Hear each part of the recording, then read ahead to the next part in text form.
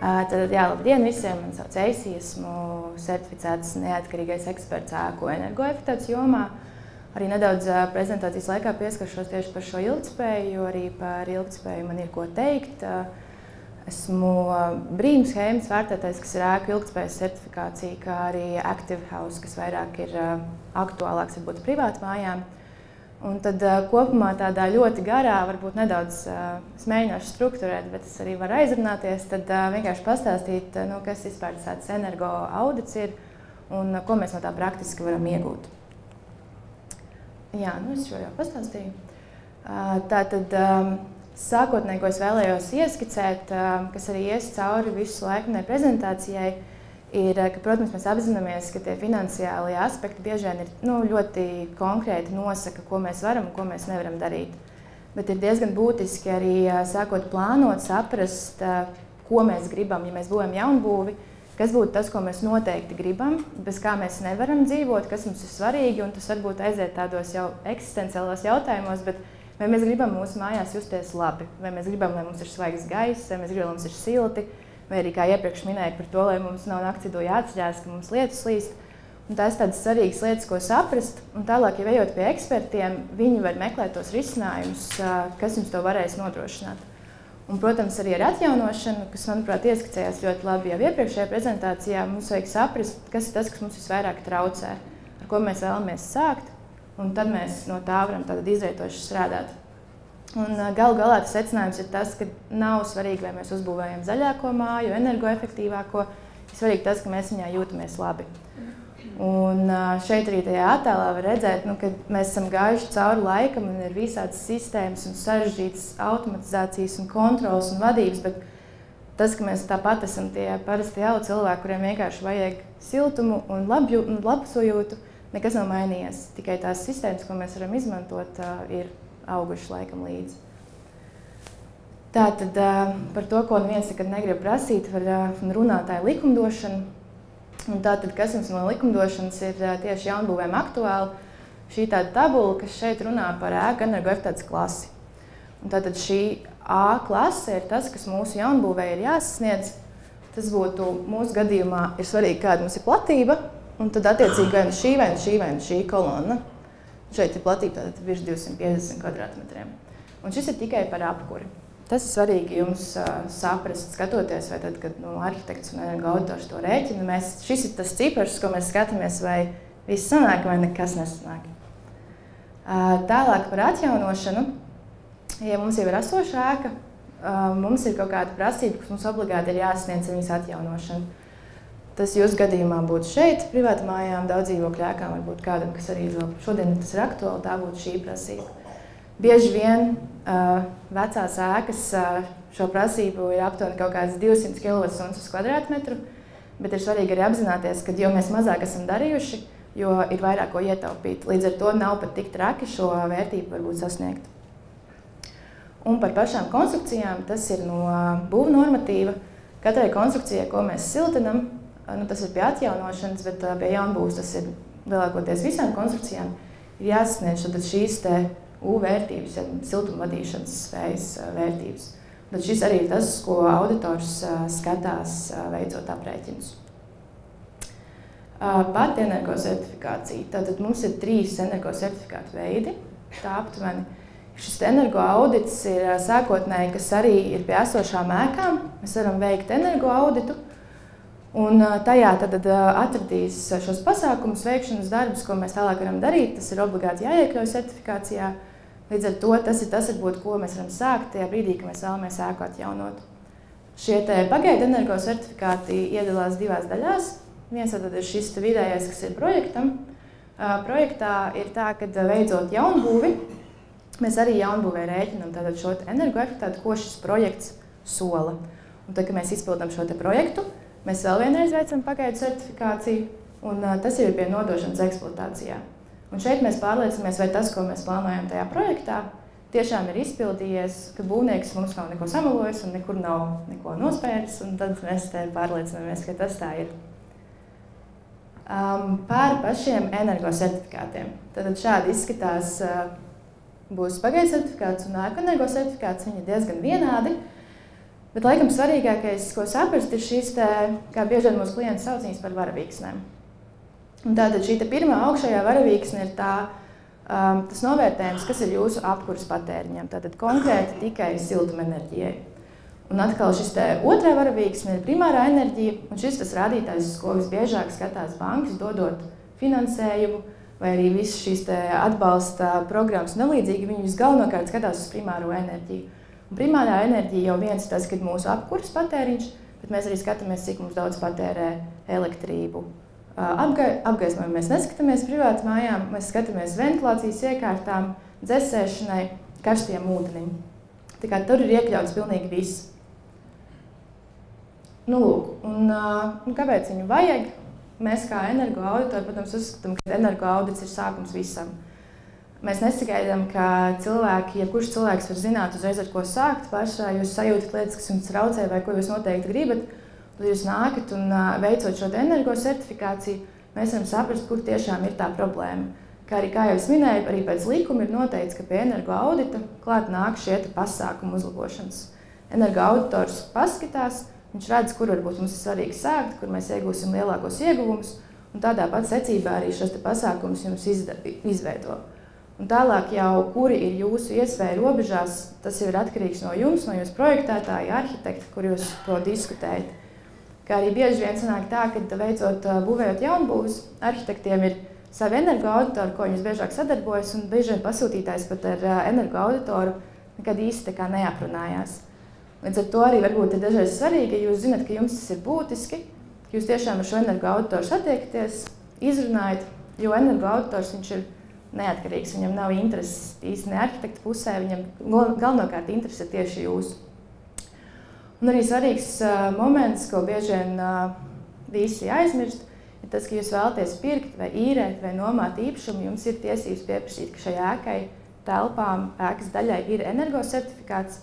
Tas ir tāpat kā tad, kad mēs pērkam mašīnu, bieži vien mūsu pirmais jautājums ir, cik viņa ēda. Bet par ēkām neviens tā nekad īsti nedomā. Līdz ar to šeit arī ir tāds moments padomāt par to, kāpēc mēs tā īsti neinteresējamies. Un tas ir likumā ierakstīts, jums ir tiesības to darīt, tā kā izmantojiet. Tad par pašu energoefektivitāti. Par šo šeit tāda vizualizācija no dabas, un bieži vien mums patīk skatīties, kā daba risina problēmas, un mēs cenšamies to attēlot. Un ir tā, ka mūsu mājām nav tā iespēja uzaudzēt spalvu un atkal viņu nomest, mainoties sezonai, bet mēs, diemžēl, dzīvojam vai par laimi tādos platumgrādos, kad mums ir kaut kādā veidā jāmēģina kompensēt. Un šeit ir tā svarīgākā nianse, ko es vēlējos ieskicēt tieši arī par apkuras sistēmām, ir tas, ka mēs nevaram ielikt ļoti labu kvalitatīvu apkuras sistēmu, ja mums ir ļoti, ļoti augsts patēriņš. Un pirmais, ko noteikti būtu jācenšas darīt, tas būtu patēriņa samazināšana. Tādā ziņā, ka arī ziemā, kad mēs izejam ārā, mēs nestāvam pliki un nedzeram daudz tēju, tas mums nepalīdzēs. Mēs uzvelkam jaku, un ja mums vajag, mēs iedzeram to tēju. Un šeit par tādiem vislielākajiem pamatprincipiem, ko es un varbūt arī liela daļa citu energoauditori ieteiktu, uz ko skatīties, tā noteikti būtu siltumizolācija. Tas ir viens no tādiem lielajiem palīgiem, kā mēs varam šo patēriņu ēkā samazināt. Hermētiskās ēkas konstrukcijas, tas arī tas, ko jau video materiālā iepriekš teicu, šis ir noblīvēšana, kur mums gaiss staigā cauri ēkai. Tas arī ļoti būtiski var ietekmēt šos siltuma zudumus. Tad, protams, šie zemes emisijas izkāršais stiklojums, tas ir par logiem. Tie pašlaik tāda tirgu ir labākie pieejamie.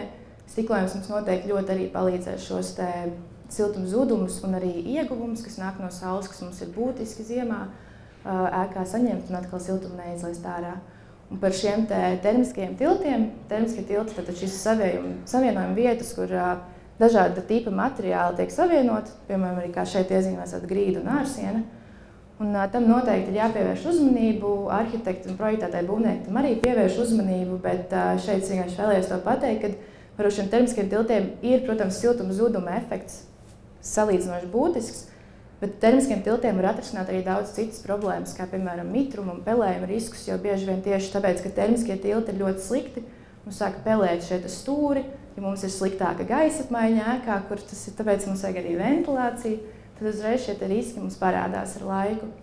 Un tajā brīdī, kad mēs esam visu nosiltinājuši, mēs esam uzvilkuši to kažoku tai mājai, mēs esam ielikuši ļoti labus logus, kur mums vairs gaiss nesteigā, mēs esam veikuši šo hermetiskumu, mums ēkā vairs nav gaisa apmaiņas.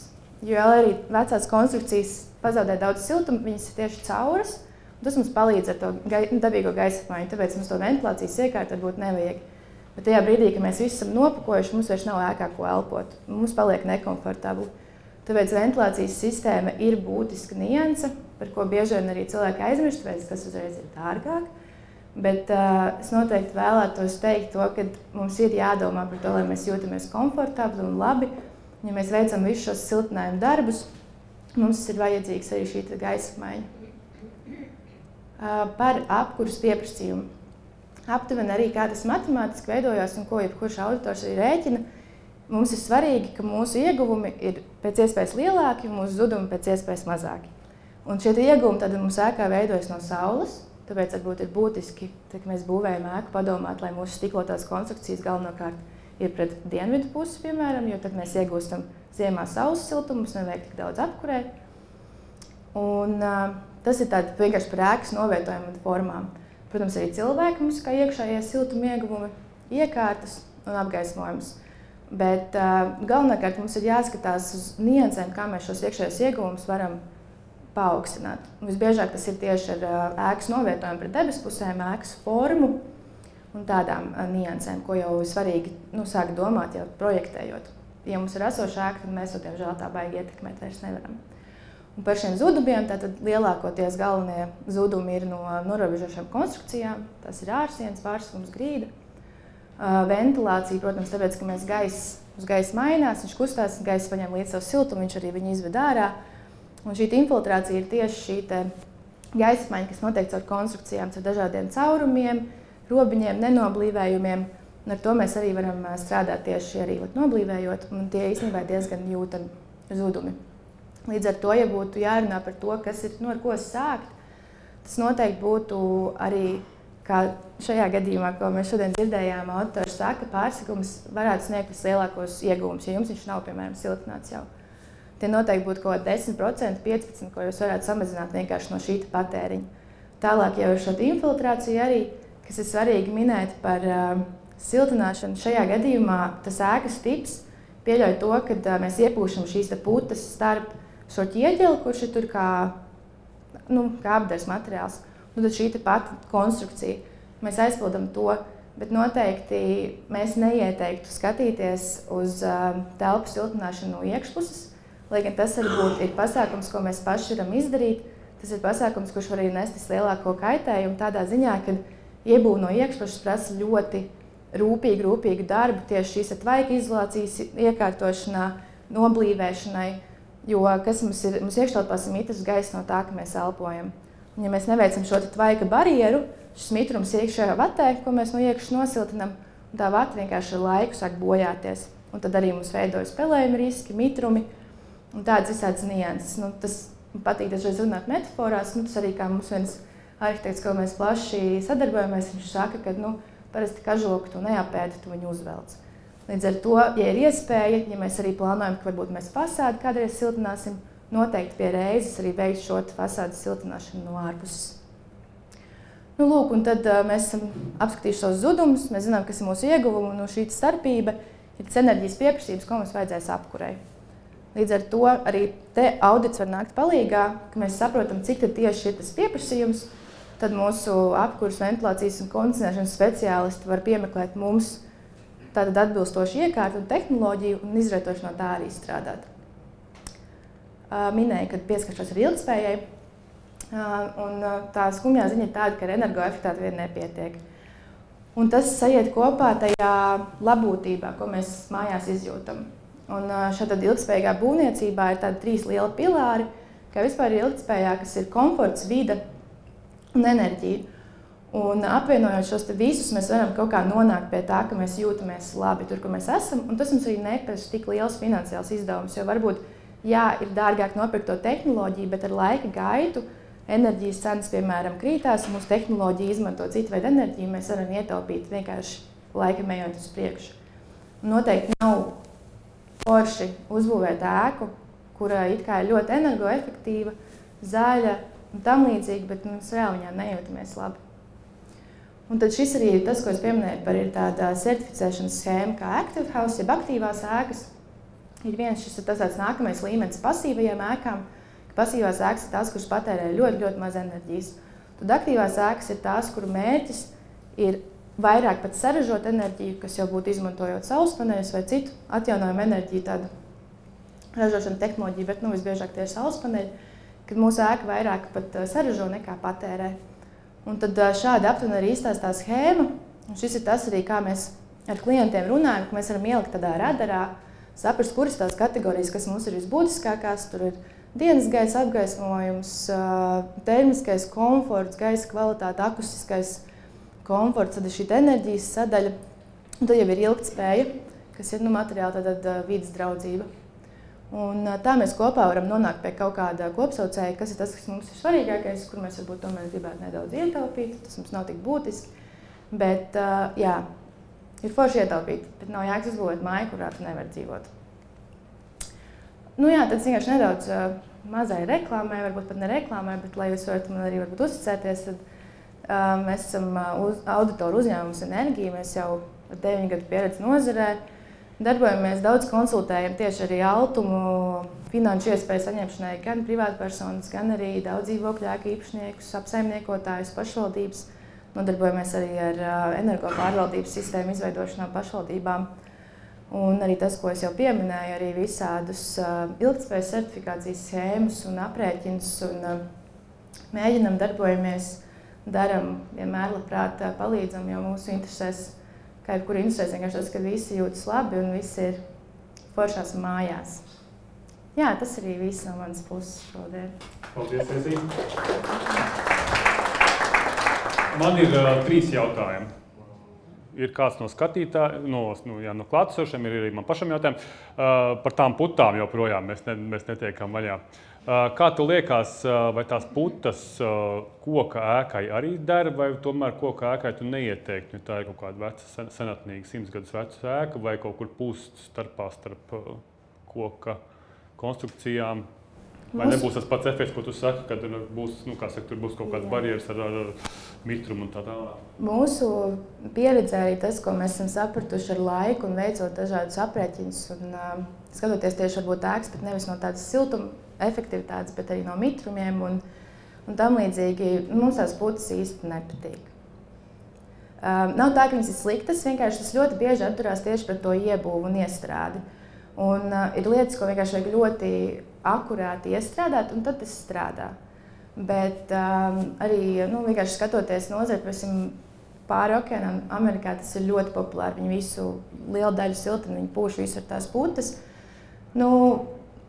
Mūsuprāt, ar vati siltināt arī šīs koku konstrukcijas vai koku šķiet, vienalga kādu materiālu, tīpaši pēc viņas būvējot, tas nav gluži sliktāk nekā labāk, tas nav efektīvāk. Varbūt tieši esošās ēkās, kur mums nav iespējas, lai mēs rautu to visu nost, kā risinājums, tas ir vērā ņemams, ieguvumi no tā ir, bet ja mums ir iespēja tomēr, ja mēs arī šo fasādi kādreiz gribam atjaunot, mēs teiktu labāk siltinam no āras.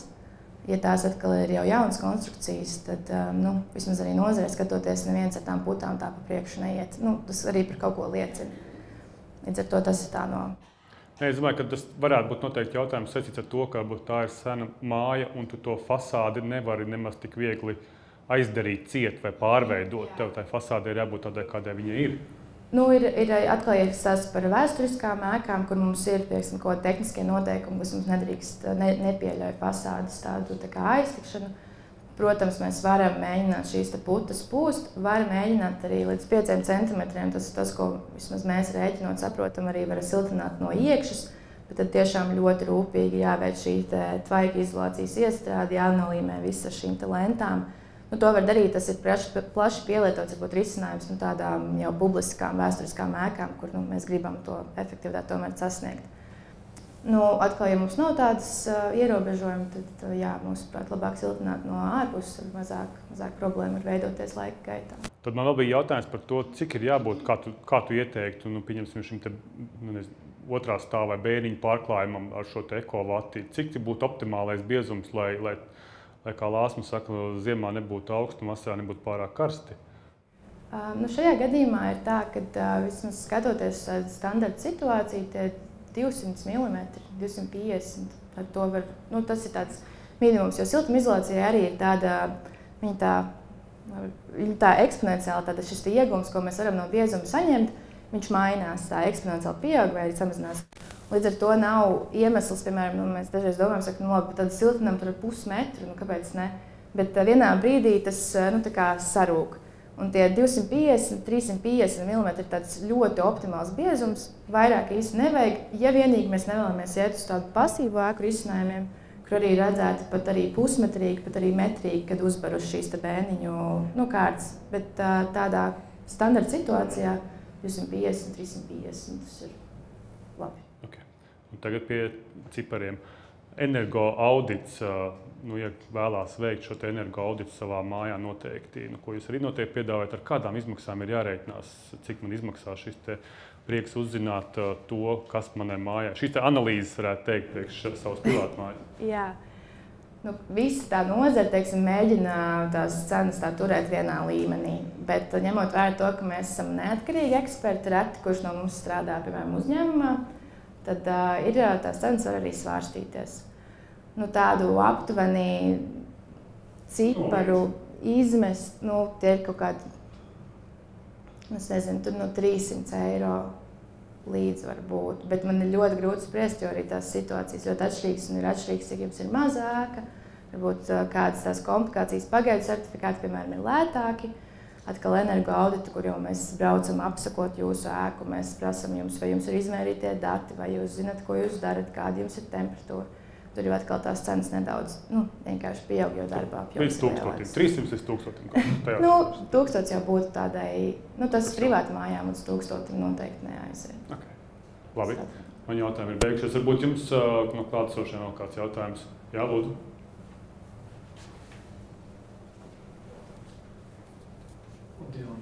Visi baidās no tām putām, bet kā ir ar putu bumiņām? Ir tāds tā kā, starp gaisa strāva iepušu, kas ir putuplasta bumiņas, kur iet cauri gaisa. Es sapratu. Tur ir svarīgi, ko mēs cenšamies varbūt noblīvēt. Ja tā ir pat ēkas konstrukcija, tad varbūt tās ir šīs putas, ko mēs varam iepūst. Ja atkal šīs kaut kādas inženieru komunikācijas, kā arī video rādīja šis tvaika nosūcējs un tam līdzīgi, šeit mēs varam arī pielietot citus tādus blīvēšanas rīkus. Es gribētu teikt to, ka nevajag lietas sarežģīt. Un jo vairāk mēs sākam domāt par, bet ir tāda kaut kāda tā tehnoloģija, viņi noteikti strādās labāk nekā tas, ko visi dara. Bieži vien vismaz aprēķinos, tas tā nepierādās. Mums tomēr ir kaut kāda jau pieredze ar laiku, ko auditori un būvnieki un projektētāji dara. Manuprāt, ja jūs atrodat uzticamus ekspertus, vislabākais variants ir, jums nav jāstāv blakus un jāuzraug, lai viņš tur dara visu pareizi. Jūs vajag atrast ekspertus, kuriem jūs uzticaties, kur viedoklī jūs varat ieklausīties, un viņi noteikti jūs ieteiksiet tos labākos risinājumus. Un visbiežāk tie nav sarežģīti, nepieejami risinājumi, tas ir kaut kas diezgan vienkārši. Šādā gadījumā tās termoputas ir vienkārši risinājums, ja mēs negribam jaukt konstrukcijas ārā, siltināt no ādas, to var izmantot kā tādu aizlīvēšanu. Jā, nevajag baidīties no termoputām, es jūs visi sabaidīju. Man jau liekas, ka tas tavs nosauktais skaitlis no 300 uz augšu nedaudz, man liekas, ir ļoti adekvāti tam, ja tu vēlies veikt tiešām apjomīgus darbus, tad, man liekas, ir pareizi saprast no sākuma, kur tu viņus tieši visefektīvāk gribi darīt, jo nepārmaksāt pēc tam uz kaut ko, ko tu dari lieki. Labi, tagad gan teikšu tev liels paldies par tavu stāstījumu. Paldies tev liels! Paldies!